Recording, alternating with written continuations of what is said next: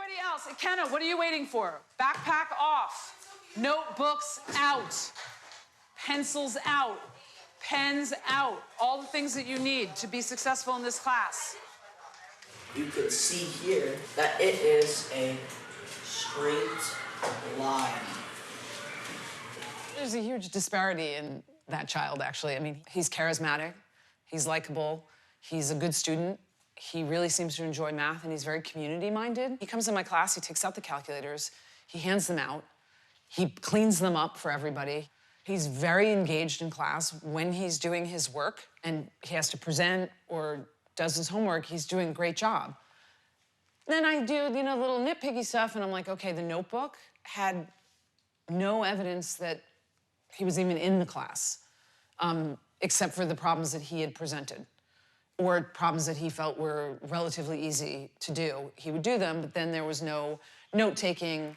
And if you look around in one of the 8th grade classrooms, you'll see there are whiteboards with tons of work. We tried to set up a system where kids that write slowly or have trouble doing that multitasking, now there's Instagram accounts where all the problems are whiteboarded or shown in someone's notebook. So there's a lot of opportunity to fix the notebook, which is a crucial part of this 8th grade math.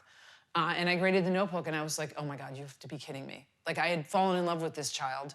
And it's very frustrating when I looked and saw what wasn't getting done. I was only seeing really what was getting done. And then I had assigned some online component of our class. And he hadn't done any of that either. And, I was just kind of besides myself because here I am, I have this huge dichotomy of who this child is.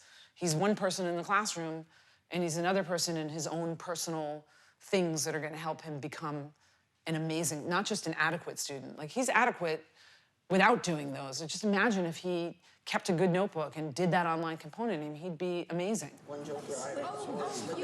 Michael has a wide spectrum of skills. He's really good at, magic. He does card tricks. He can, throw the card into the air and catch it behind his back, and then it disappears, that kind of stuff. But he is also very physical. He does parkour. He sort of vaults over things while we're walking down the street. I think Michael, like me, does well in class and is interested in class and very focused on his work, but sort of loses interest about the subject when leaving the class, if you get my drift.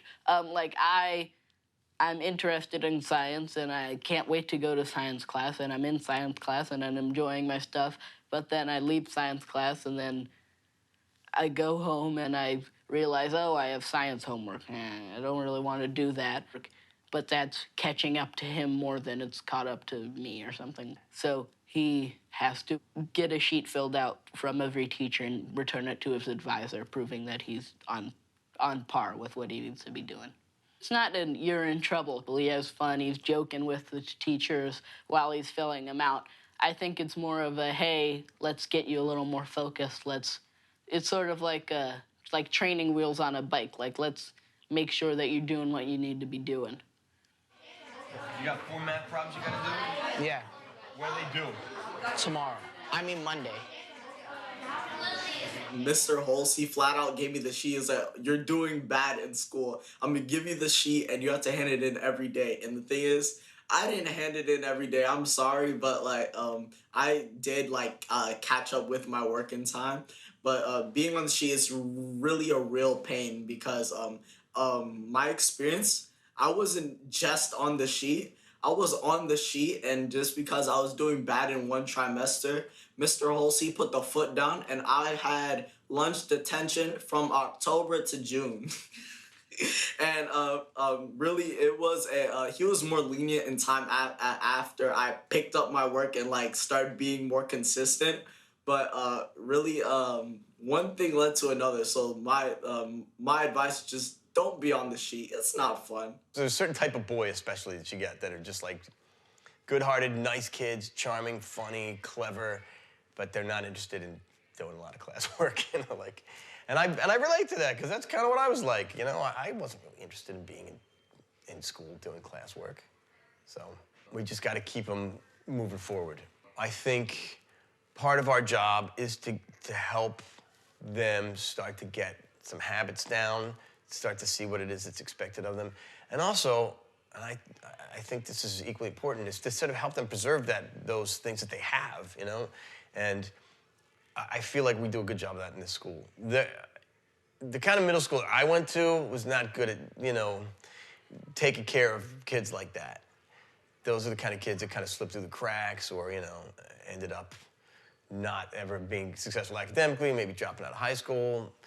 And we keep track of them, and we I think work really hard to help them preserve who they are, and you know, to start to figure it out academically. And eventually they do. Again, they're very smart kids, and they're kids that if they decide they want to apply themselves academically are going to be great. But you know, they're just not there yet.